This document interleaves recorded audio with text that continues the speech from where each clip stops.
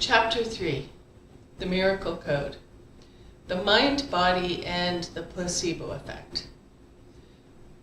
I wasn't always a believer in hypnosis. In fact, I have a healthy inner skeptic. My mind asks, is this true and does it apply to me? I had thought hypnosis was fascinating, but was it really real? I remember one health psychology class where I learned just how much the mind can affect the body through the placebo effect.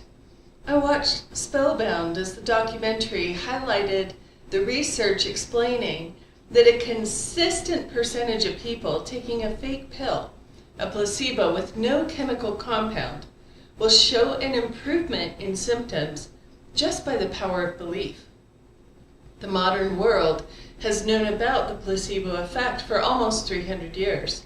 In fact, because of this phenomenon, just thinking you are taking medicine, even though it's a placebo or sugar pill, can affect 50% or more of research results just by the power of belief.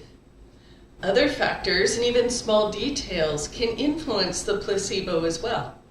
For example, if the administrator wore a white lab coat, the placebo effect results would rank higher for the participants.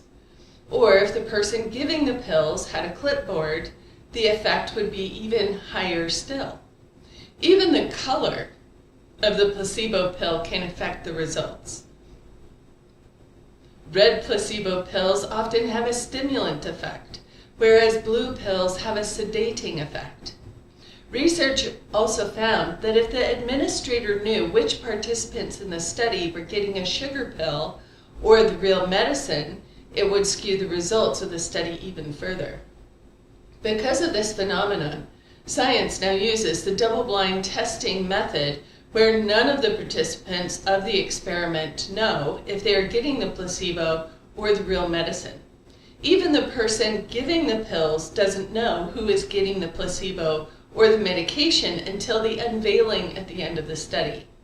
Since 1962, for drugs to be proven effective, they need to be scientifically tested and show results above the placebo effect in order to prove they work. The placebo effect can account for 50% or more of research results. But if the pharmaceutical being tested passes the results of the comparative placebo group, the drug is deemed effective. Some drugs are getting approvals on very slim margins, even at 3% above the placebo group, which could actually be margins of error. As we continued to watch the documentary, one segment even showed a double-blind study of knee surgery treatments.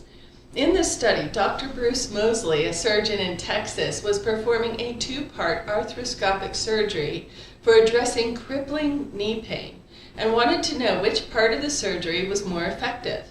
The first part entailed rinsing out debris of the joint, and the second part was a process of smoothing out rough cartilage in the joint.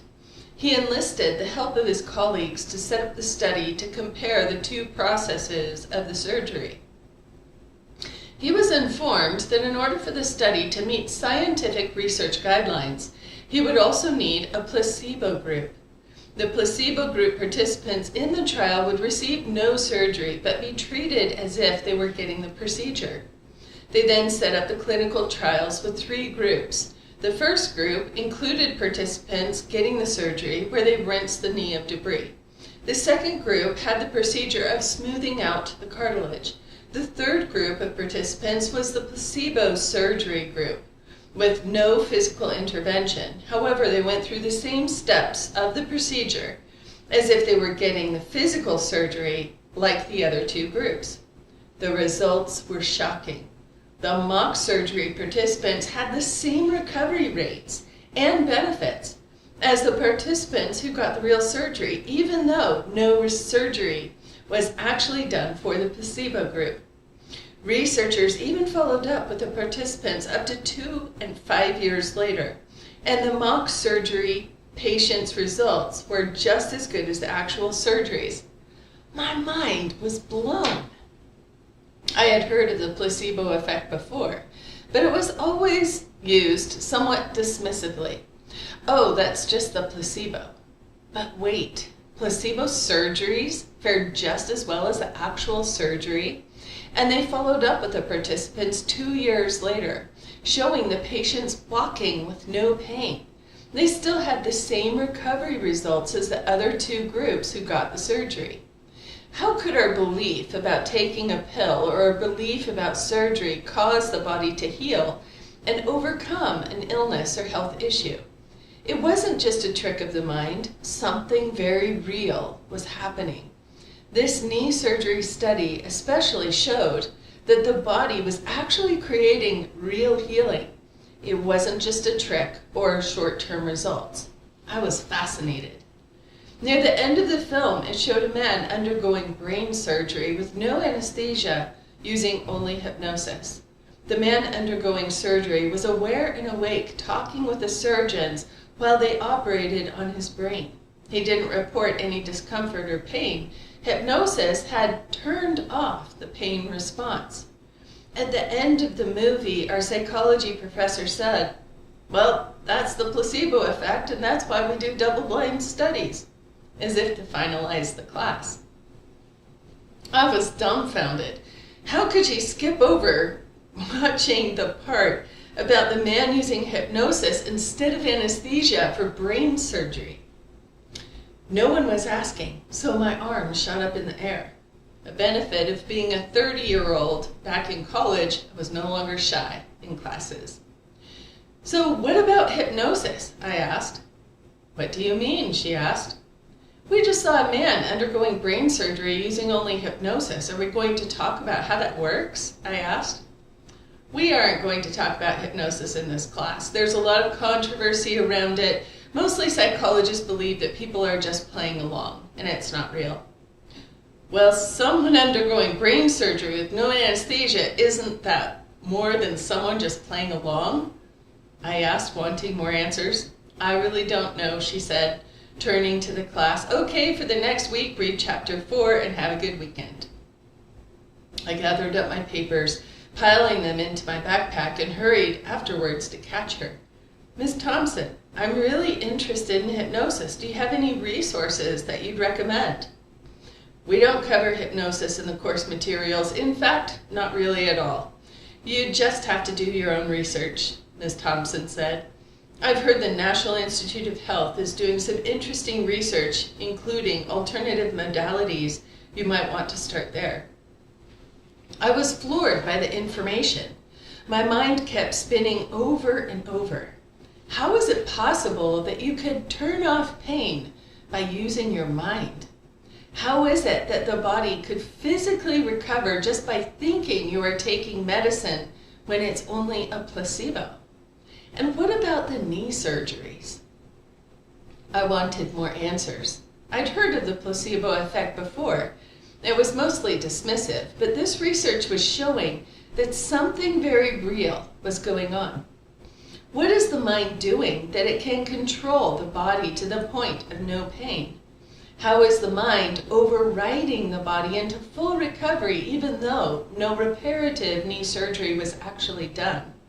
And if the mind can do that, what else is it capable of? And how can we tap into the power of the mind to heal the body? This was totally mind over body magic. I wanted in. I ran home, looked up online, and researched case studies from the National Institute of Health. Most of the information available through the NIH site said, in conclusion, more research is needed. It was inconclusive, but of course, researchers would want more funding for more research. I knew there had to be more going on. As I continued to research, I found hypnosis had a whole range of applications: stop smoking, weight loss, changing habits and behaviors. I read review after review of people who had used hypnosis to change cravings, addictions, anxiety, insomnia, and various other conditions where they had struggled to make changes prior to using hypnotherapy. As I did my research, it seemed that hypnosis was an avenue to change the problematic habits of the mind at a profound level. In the time I worked with the teens in the wilderness programs, I had become well versed in understanding that we humans operate largely by default and have automatic habits and motivations. It appeared that hypnosis was actually shifting these deeper patterns and inner motivations to create different patterns and better results in so many areas of life. One exciting study in particular, Alfred Barrios in the 1970s brought hypnosis into mainstream acceptance as a valid and effective form of therapy and personal improvement. Barrios compared 1,018 studies and articles on hypnosis, 899 articles of psychoanalytic therapy, and 355 studies on behavioral therapy. He compared the overall success rates found in these therapies, and his results found hypnotherapy had a massive 93% success rate after only 6 sessions. Behavioral therapy had a 72% success rate after 22 sessions. Psychotherapy had a 38% success rate after an average of 600 sessions. From his compiling, he concluded that hypnosis was not only the most effective method, but that it needed less time and fewer sessions than any other type of therapy. I was intrigued and fascinated. What are they doing in hypnosis that gets results so much faster than other methodologies? Can they really access the power of the mind to create change and heal the body? And when I Googled hypnosis in Portland, Oregon, a local hypnosis training and certification school popped up. They were accepting new clients with joint certifications in hypnosis and NLP, neuro-linguistic programming. I had no idea what NLP was, but I was sold on the power of hypnosis, so I applied immediately. From day one of the training, I was hooked. I took all the trainings I could on hypnosis, NLP, and coaching. The thing that fascinated me was these modalities focused on our inward experience, where so much of the coursework of psychology was on observable behaviors. To me, it seemed the world of psychology wasn't paying much attention to the inner thoughts and feelings that were actually creating the behavioral patterns to begin with. These were exactly the tools I wanted to help people create deep-level change and transformation.